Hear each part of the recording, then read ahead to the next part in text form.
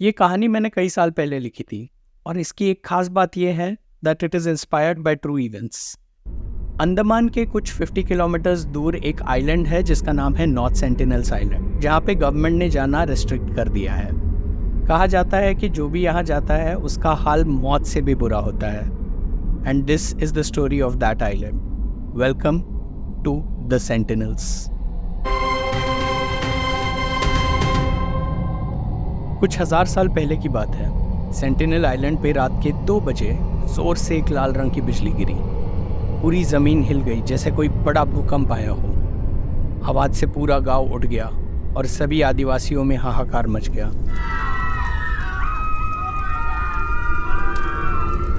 बिजली के गिरने से गांव में एक भीषण आग लग गई। पर स्ट्रेंज बात ऐसी थी कि आग पूरे लाल रंग की थी।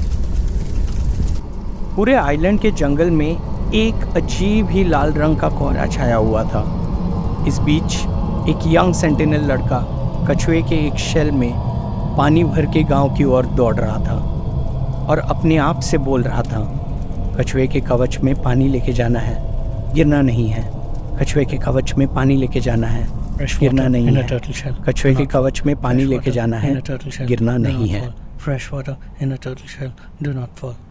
कोहरा इतना घना था कि जंगल में उसका पैर किसी चीज से लड़खड़ाया और वो गिर गया, पर उसने पानी गिरने नहीं दिया। जंगल की जमीन पर एक सेंटिनल लड़की का शरीर पड़ा हुआ था।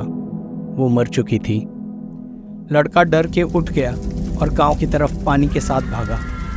लोग चिल्ला रहे थे और काफी सब लोग मर चुके थे, पर आग इतनी बड़ी थी ही नहीं। ऐसे लग रहा था कि छोटी सी आग है जो लाल कोहरा निकाल रही है। वो कोहरा लोगों को खा रहा था। लड़के ने गांव के मुखिया के इशारे पे उस छोटी आग पे कछुए के कवच से पानी डाल दिया। आग बुझ गई और कोहरा अचानक गायब हो गया।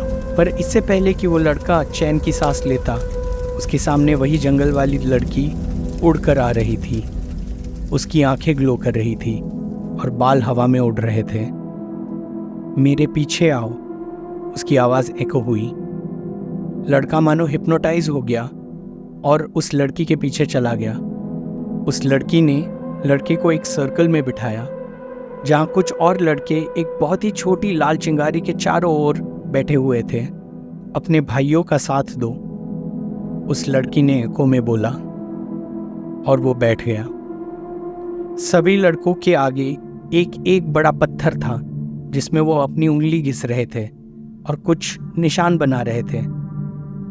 जैसे ही लड़के का खून पत्थर से टच हुआ, वैसे ही अंदर की चिंगारी एक बहुत बड़े डरावने और भयंकर राक्षस में बदल गई। ये फायर मॉन्स्टर पहाड़ों से भी ऊंचा था और उसने पूरे गांव पर जोर से गुर्राया। लड़के का हिप्नोसिस टूट चुका था और वो अपने आप से बोला, ये मैंने क्या कर दिया। और फायर मॉन्स्टर ने सभी लड़कों को सर्कल के अंदर खींच लिया और निकल गया और बची एक छोटी लाल आग ठीक सेंटर में जो गुर्राते रह गई। सुनील अरोरा दिल्ली का एक बहुत रिच आदमी था। वो अपनी सेकंड वाइफ अनीता को उसके 40th बर्थडे पे सरप्राइज देना चाहता था।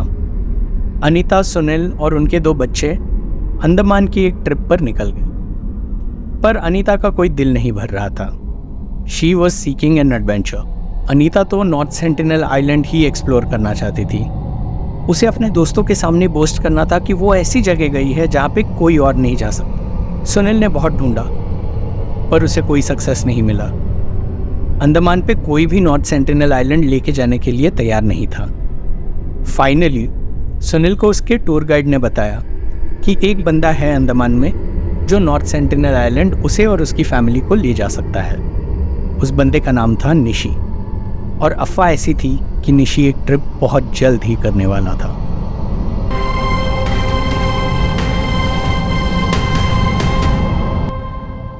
That was it for today, guys. To know more about Sentinels, stay connected. See you soon. Bye.